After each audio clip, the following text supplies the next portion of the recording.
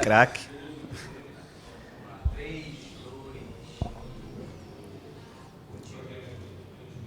Olá, voltamos mais uma vez para um próximo episódio. Não.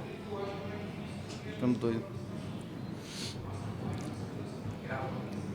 Olá, voltamos para mais um episódio do SustentaCast, o podcast da Casa Sustentabilidade Brasil, na COP30, aqui em Belém, a Casa Capixaba, na Amazônia. E estou aqui na minha frente com dois procuradores, um ex-procurador-geral e o procurador atual, né, que é o Yuri Madruga. Vamos começar com o Yuri Madruga, tá? Yuri, qual foi a tua primeira impressão aqui na cidade? Né? E me fala depois sobre o painel que vocês participaram ontem. Bem, Gilvan, primeiro obrigado pelo convite, participar aqui durante a COP, aqui junto com o Instituto Sustentabilidade. E muito bacana. A cidade, a gente conversava aqui nos bastidores, estive em Belém esse ano pela primeira vez para um evento, foi uma passagem muito curta.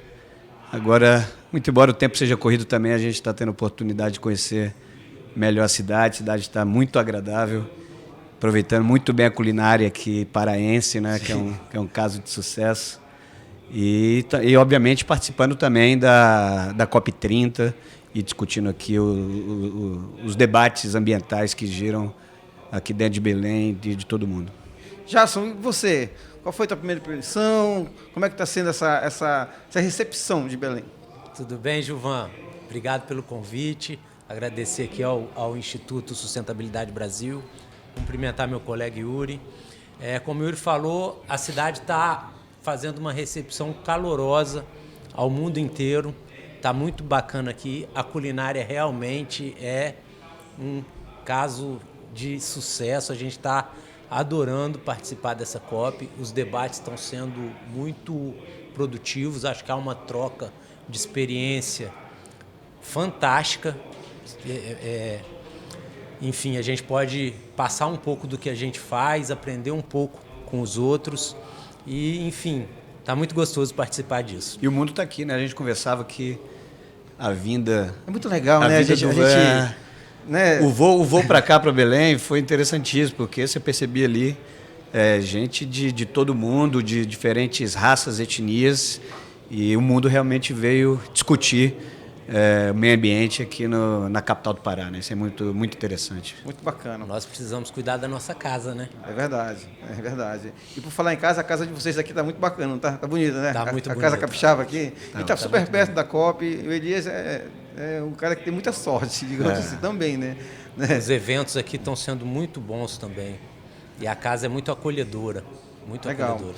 Yuri e Jason, o que vocês conversaram ontem, o que vocês explanaram no debate desse painel que vocês participaram?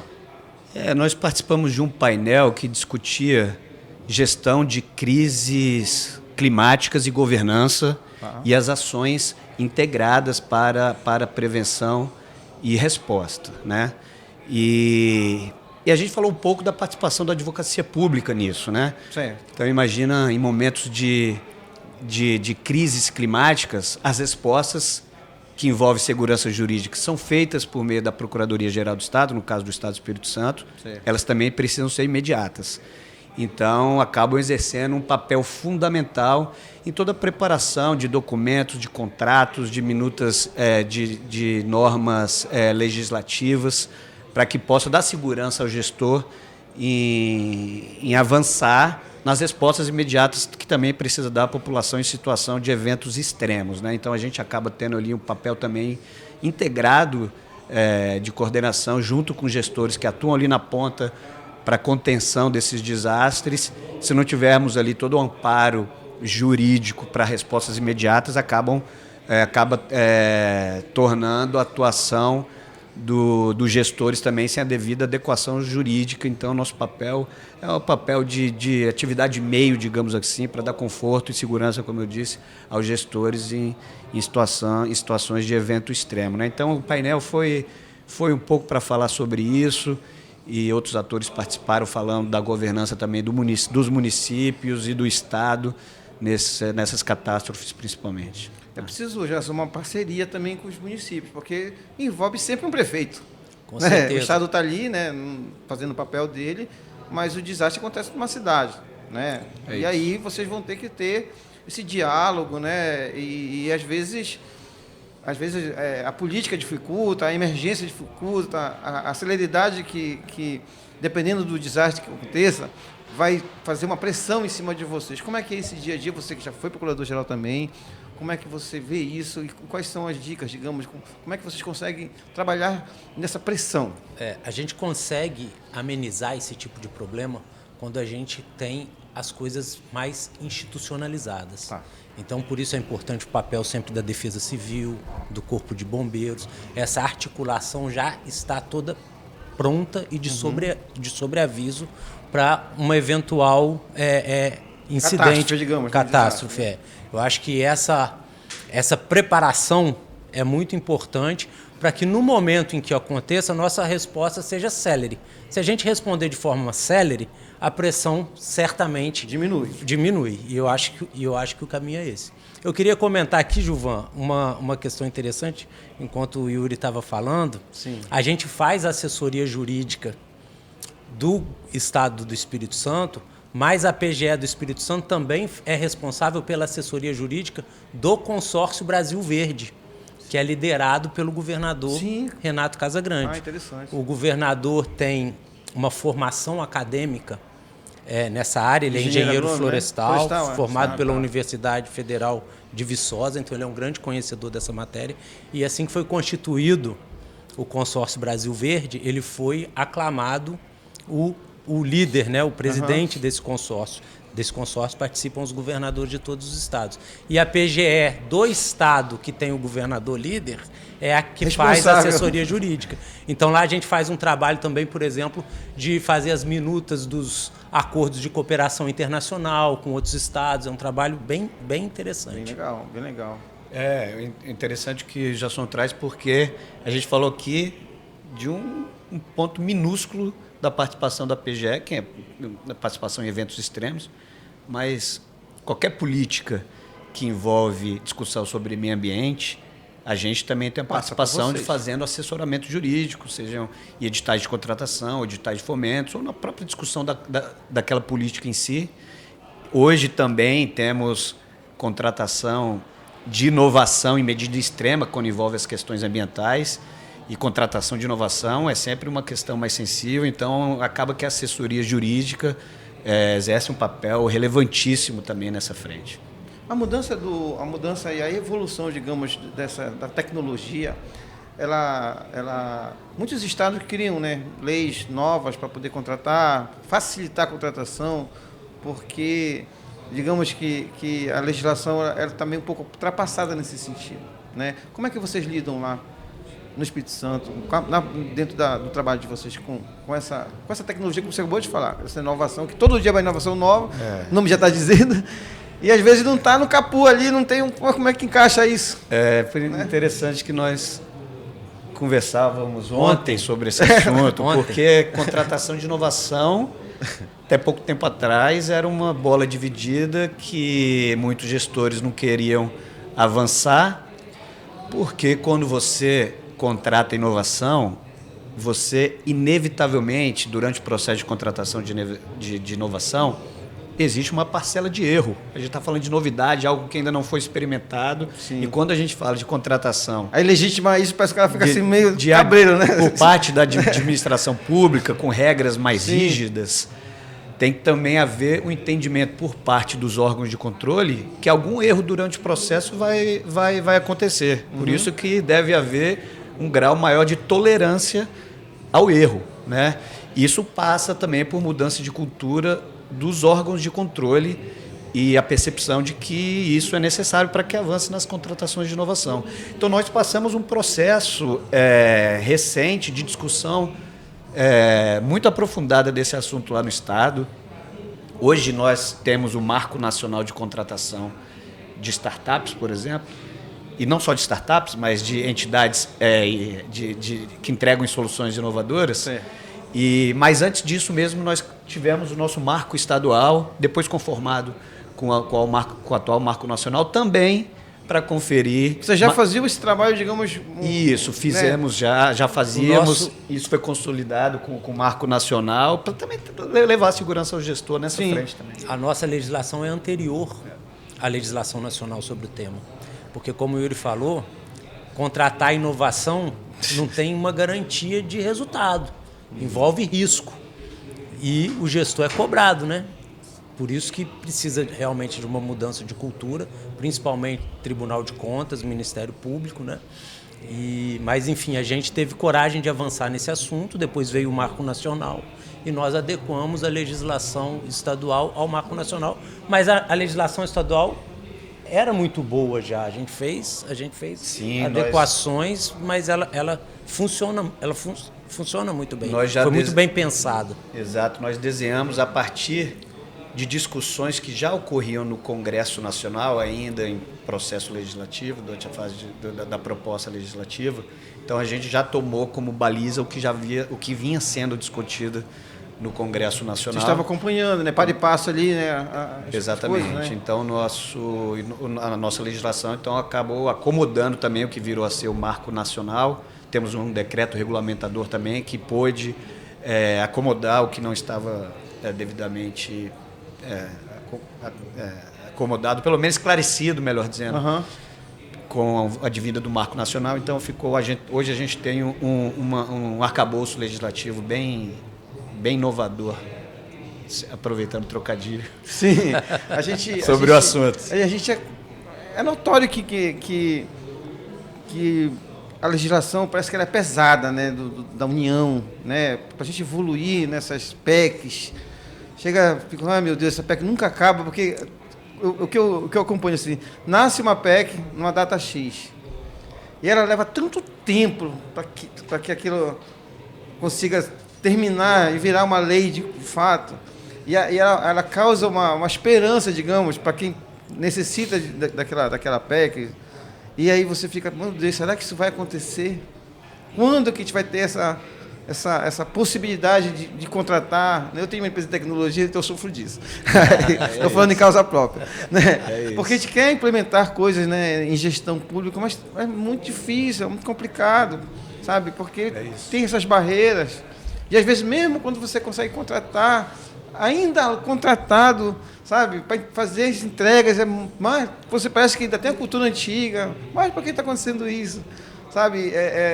Então é uma dificuldade realmente acompanhar a evolução que a gente tem hoje. Sim, né? O mundo é muito dinâmico, né? Muito dinâmico. E o processo legislativo ele tem um período de amadurecimento. É muito lento. Né? Casar esses dois mundos, aí, como vocês veem, a gente está vendo aqui hoje, né, essa diversidade de conversas, a gente está vendo assim, quando a gente começa a comparar as legislações brasileiras com as legislações dos outros países, sabe, países que liberam logo, não é que liberam logo com responsabilidade, não, é porque tem mais tecnologia, mas já está mais avançado, e a gente vê que às vezes a coisa não anda aqui por conta dessa cultura. É uma mudança cultural, como a gente falou aqui no início. Mas a gente se tem uma boa notícia disso tudo, que a gente percebe também a mudança de postura e cultura dos órgãos de controle. Estão entendendo? Isso é muito importante, porque às vezes, se não houver mudança deles, não adianta de o nada. dever de casa que vocês já fizeram, né? E vai haver sempre uma resistência do próprio gestor, porque é o CPF dele que está em jogo. Que está lá, né? Então, só avança se tiver, obviamente, um mínimo de segurança, e é preciso, obviamente, que os órgãos de controle acompanhem a evolução de tudo isso, né? Nesses fóruns que vocês participam, seminários, aqui na própria COP, que vocês chegaram agora, recente, o que vocês já observaram, o que vocês já podem dizer, pô, isso aqui é legal, isso aqui é importante, isso é inovador? Já teve alguma coisa, algum insight, né, que vocês já perceberam agora, sim, nesses dias da COP? Tem todo momento, né? Se tem algo que talvez seja o mais importante quando você vem para evento como esse, outros até de menor porte, são insights ali, porque as discussões, os problemas, as aflições são os mesmos, né? Muda de endereço. Algumas coisas validam que você já faz, isso também é legal, né? Sim, com certeza, exatamente. Com certeza. Então, E a gente também consegue, do mesmo jeito que a gente vê coisas que validam o que a gente faz, a gente consegue trazer nossa experiência para incentivar iniciativas dos outros. Lá no estado do Espírito Santo, que tem muito a ver com essa pauta, a gente tem um fundo soberano. Nós somos o primeiro estado do país a constituir um fundo soberano. Esse fundo soberano, ele é abastecido com royalties. E o dinheiro que entra no Fundo Soberano, ele pode ter duas origens, dois destinos, desculpa. Geração de poupança para as futuras gerações, né? Então, uma parte do dinheiro dos royalties de petróleo vira poupança para as futuras gerações, e outra parte ela é investida naquilo que vai nos fazer depender menos da energia que não é limpa, depender menos do petróleo. Então, o Fundo Soberano patrocina alguns editais para investimento em startup, para investimento em energia verde. Isso também é uma coisa muito bacana que a gente faz lá no Espírito Santo e que a gente tem oportunidade de apresentar para outros estados, alguns municípios, quando a gente faz esse tipo de encontro. Muito bem lembrado pelo Jasson, porque a gente está na terceira versão de editais de fomento que lançamos, e o mais recente é o edital a política, melhor dizendo, de descarbonização, que são incentivo para políticas e empresas que tenham políticas consistentes de descarbonização, fomento que o Estado faz em relação a isso. Tudo a ver com o tema. Ontem o diretor do IDAF falando sobre isso, sobre a bonificação para algumas empresas que cumprem as metas, né, do CAR, enfim, e também dessa questão do carbono, que é importante, né, ter esse incentivo para que, além de estar fazendo uma coisa correta, né, com relação ao meio ambiente, ele recebe um prêmio ali por estar trabalhando, né, dessa forma. O governador é um entusiasta, né? Ele esteve com a gente aqui, conversou. Gravei com os outros secretários, ele falou: olha, o chicote do homem a gente bate a meta, ele dobra a meta, né? Com vocês também é assim lá na Procuradoria? Com certeza. Desse jeito. Tem um jargão lá no Espírito Santo, famosíssimo, que é no pique do casão. Porque é difícil acompanhar o ritmo do homem. E é de domingo a domingo. Mas isso para a gente é ótimo, que acaba também nos incentivando a fazer as entregas necessárias, né, para a população capixaba. E ele nos cobra bastante todos os dias. O que eu ouvi aqui dos secretários é que ele dá subsídio. Isso é legal. Sim. Com certeza. Né? Porque às vezes o cara cobra, mas não dá subsídio. Aí você fica frustrado, né? Porque você quer fazer, né, da natureza de quem dirige, de quem preside um órgão, quer mostrar o seu serviço, quer que melhore, né? E ele dando subsídio, a coisa fica legal, né? Com certeza. A gente tem uma ótima estrutura de trabalho, tem todo o apoio que a gente precisa. E a contrapartida disso é a gente conseguir apoiar bem também e ajudar a fazer o Espírito Santo a chegar nos patamares que ele conseguiu alcançar hoje. A gente tem um estado que é exemplo para o Brasil em muitas coisas, né? Então a gente tem uma das maiores longevidades do país, né? Uhum. A gente tem um dos menores índices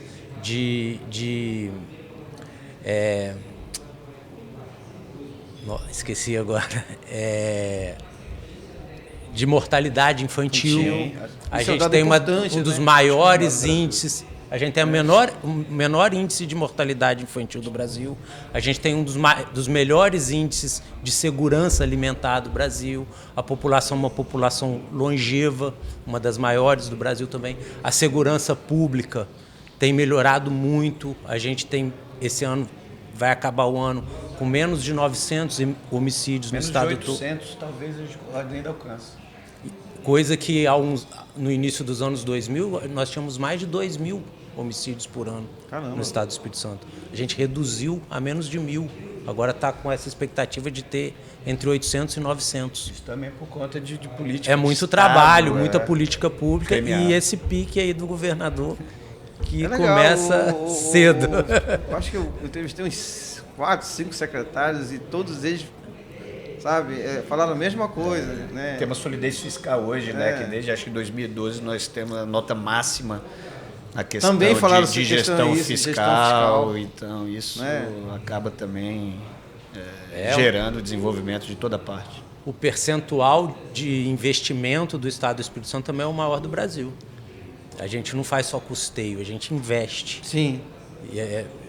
um percentual muito grande do orçamento, quase salvo engano, 20%, 20% da receita orçamento, corrente da livre receita foi o corrente último. líquida. Isso É investimento.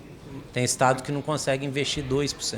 Tem estado que vive com a corda bamba, né? Só paga a conta, né? Paga a conta porque ele não consegue. Tá ali sempre no limite, né? Sempre no limite e não investe quase nada. Né? E aí patina, não cresce, né? Não melhora os seus índices. Queria agradecer a vocês dois, foi um papo muito agradável. Né? Queria que vocês olhassem para aquela câmera e se despedissem. Falassem um pouquinho do que vocês sentiram aqui, né, dentro do ambiente, que é o ambiente de vocês, a Casa Capixaba, aqui no norte do Brasil, aqui na Amazônia, na COP. Tá? Muito bom, Givan. Quero agradecer novamente aí aos telespectadores, ouvintes, né? A gente está aqui no podcast. E realmente foi uma sacada de mestre aqui esse nosso espaço aqui, a Casa Capixaba, porque é um ambiente aqui que a gente se sente acolhido, faz discussões também, painéis riquíssimos tratando aqui sobre o tema. E a gente realmente se sentiu em casa aqui. Muito obrigado novamente pelo convite. Gerson. Obrigado, Gilvan. Obrigado a todos que nos ouviram. Dizer que foi um prazer participar aqui desse podcast no Instituto Sustentabilidade Brasil. E estamos à disposição lá no Espírito Santo para falar sempre que chamados das iniciativas que nós temos lá. Tanto convite que eu vou. Não vai se arrepender, não. Não, vai se eu já arrepender, conheço não. lá, eu gosto, fui casado com uma capixaba. Tá. Gente, acabamos por aqui, encerramos com os dois procuradores e até a próxima. Obrigado. Obrigado.